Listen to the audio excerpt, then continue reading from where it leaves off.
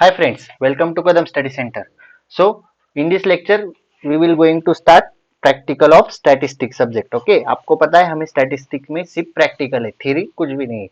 So जो practical दिए गए हैं आप एक बार अगर syllabus देखोगे, wait, I will show you syllabus first. Okay, so अगर आपने syllabus देखा तो उसमें हमें 5 to 6 प्रैक्टिकल जो है वो हमें इसमें परफॉर्म करने एक्सेल में. ओके, सो अगर आपने यहाँ पे देखा, देखो statistical method of for computer science. Okay, semester 2. तो हमने आज तक स्टैटिस्टिक का प्रैक्टिकल नहीं लिया सेमिस्टर 2 में, अभी हम स्टार्ट कर रहे हैं.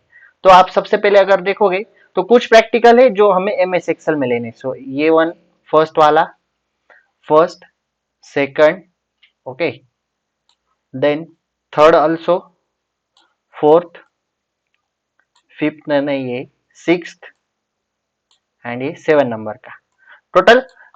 अगर आपने काउंट की 1 2 3 4 5 एंड 6, 6 जो प्रैक्टिकल है वो हमें एम एक्सेल में परफॉर्म करने, और जो बाकी के बचे हुए प्रैक्टिकल है वो थ्योरी बेस पे है. ओके, सो 6 ही प्रैक्टिकल हमें एमएस एक्सेल में, बाकी सब प्रैक्टिकल थ्योरेटिकल है. ओके, सो आपको ये क्लियर हुआ होगा कि सिलेबस में हमें क्या पढ़ना है और कितने प्रैक्टिकल एक्सेल में परफॉर्म करना है और कितने practical theory. So let's start the practical first. Okay, इस लेक्चर में हम first and second practical finish कर देंगे, 2 प्रैक्टिकल एक ही लेक्चर में. ओके, क्योंकि बहुत छोटे छोटे 2-3 मिनट का प्रैक्टिकल है सिर्फ. सो फर्स्ट प्रैक्टिकल का टाइटल क्या है?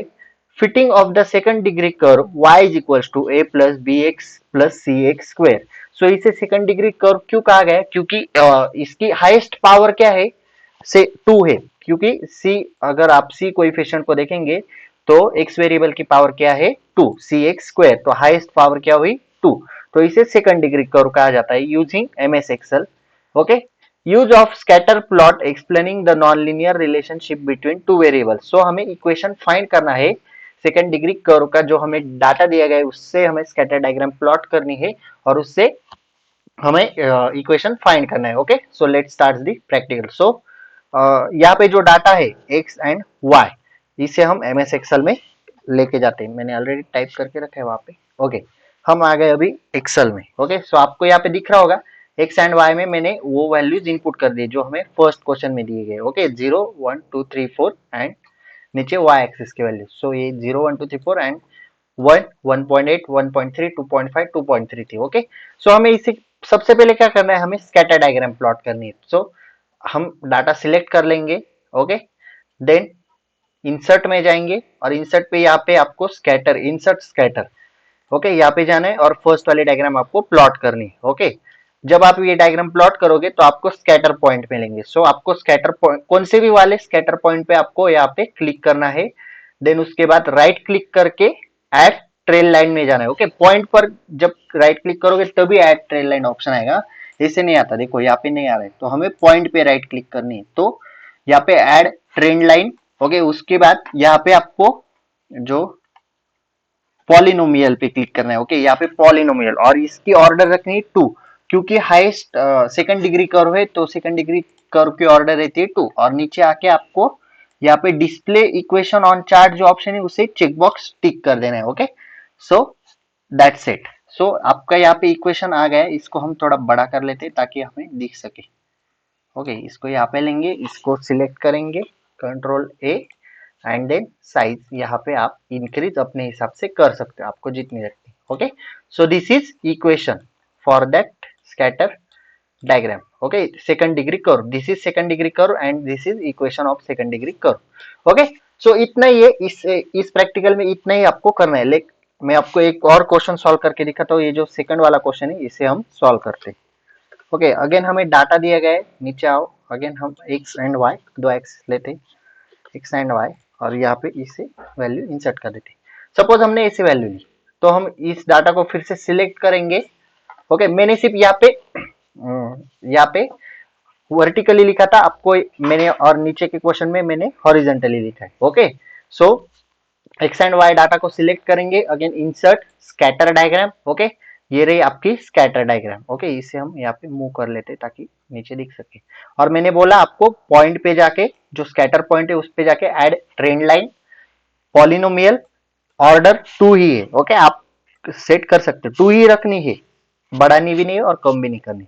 और नीचे अगर जाओगे तो display equation on chart check box आपको टिक करना है। Okay, this is your equation. Okay, so that's it. ये हुआ फर्स्ट प्रैक्टिकल। आपको दो क्वेश्चन होमवर्क में रहता हूँ, question number 3 and question number 4 आप होमवर्क में सॉल्व करो। Okay, so this is for homework. मैं यहाँ पे टेक्स्ट इंसर्ट कर देता हूँ कि ये क्वेश्चन होमवर्क होमवर्क के लिए। Homework question 2 sorry question 3 and question 4। Okay, आपको पीडीएफ ग्रुप पे मिल जाएगी। ओके, टेलीग्राम ग्रुप पे। अगर आपने अभी तक टेलीग्राम ग्रुप ज्वाइन नहीं किया तो ज्वाइन कर लो, आपको वहाँ पे सारे सब्जेक्ट्स के नोट्स मिल जाएंगे। जैसे जैसे लेक्चर अपलोड होते हैं वैसे वैसे मैं वहाँ पे नोट्स भी अपलोड करता हूँ। Okay, so question 3 and question 4 किसके लिए करोगे? होमवर्क में। आप खुद से प्रैक्टिस करके देखो, क्योंकि फाइनल एग्जाम में आपको प्रैक्टिकल खुद से परफॉर्म करना है। ओके, सो सेकंड प्रैक्टिकल देखते हैं। सेकंड प्रैक्टिकल भी एकदम इजी है। ओके, दो ही क्वेश्चन है। आप अपने हिसाब से क्वेश्चन भी ले सकते हो, आप डाटा तो चेंज कर सकते हो ना, डाटा में आप कुछ भी वैल्यू लो, आपको सिर्फ प्रैक्टिकल परफॉर्म करना है। सो एग्जांपल आप अपने हिसाब से ले सकते हो, या फिर आपको कॉलेज में भी प्रैक्टिकल के लिए एग्जांपल दिए होंगे। सो सेकंड प्रैक्टिकल का टाइटल क्या है? Time series estimation of trend by using method of moving average by using MX Excel. Okay, हमें मूविंग एवरेज फाइंड करना है। अभी टाइम सीरीज क्या है? टाइम सीरीज मतलब सपोज एक कंपनी है और उसके सेल्स दिए गए हैं, तो सेल्स किस मंथ में या फिर किस ईयर में कितने बड़े, वो हमें वहां पे फाइंड करना होता है। ओके, सो उसे हम कहते हैं टाइम सीरीज। ओके, मंथ से sorry 5 months. Okay, so question number 1 कैसे सॉल्व करते हैं मैं अभी आपको बताता हूँ। From the following data calculate 3 yearly moving average. 3 yearly moving average निकालना है हमें। सो कैसे करेंगे? हम इस डाटा को लिख लेते हैं, डायरेक्टली टाइप करते, सॉरी ईयर।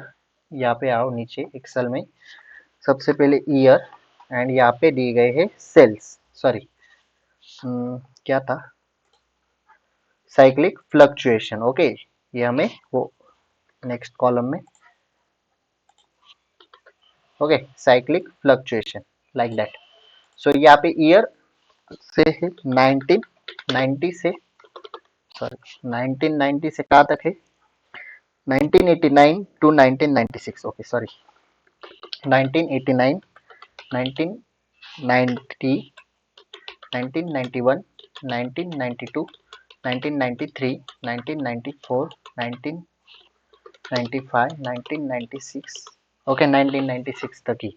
ओके, आप अपने हिसाब से डाटा ले सकते हो। Okay, then 210 -2 -1। Okay, cyclic fluctuation देखो, 210 -2 -1, सॉरी।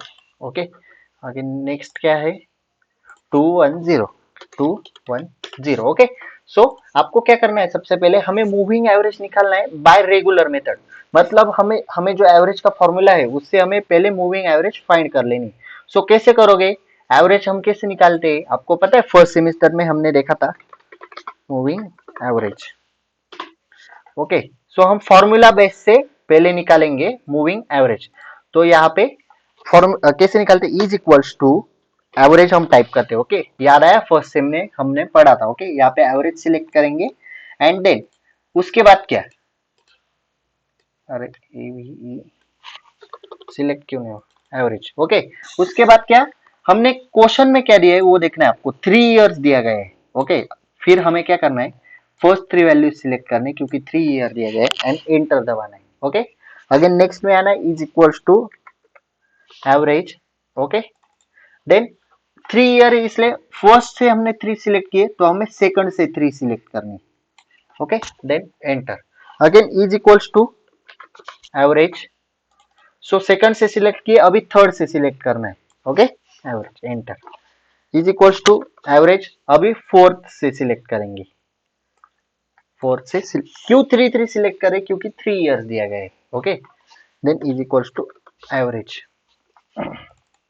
फिर फिफ्थ से सिलेक्ट करेंगे 3, जब तक 3 तक जाता है तब हमें रुक जाना है, एवरेज। फिर 6 से सिलेक्ट करेंगे 3।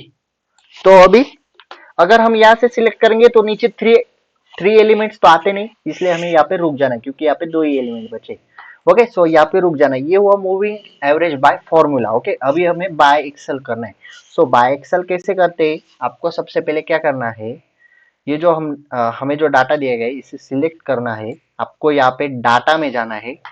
डाटा में यहाँ पे ऑप्शन, वेट, ओके, यहाँ पे जो ऑप्शन आता है डाटा का, वो ऑप्शन यहाँ पे नहीं है। एक्सेल में वो ऑप्शन दिखाता नहीं है, तो वो ऑप्शन हमें कैसे लाना है वो भी बताता हूँ। फाइल्स में जाना है, फाइल्स में नीचे ऑप्शन में जाना है। ओके, देन इसके बाद ऐड आईएनएस में जाना है। ओके, ऐड आईएनएस में जाने के बाद टूल पैक जो है वीबी या फिर एनालिसिस टूल पैक पे जाओ, गो करो। गो करने के बाद इस इन सारे को टिक कर दो।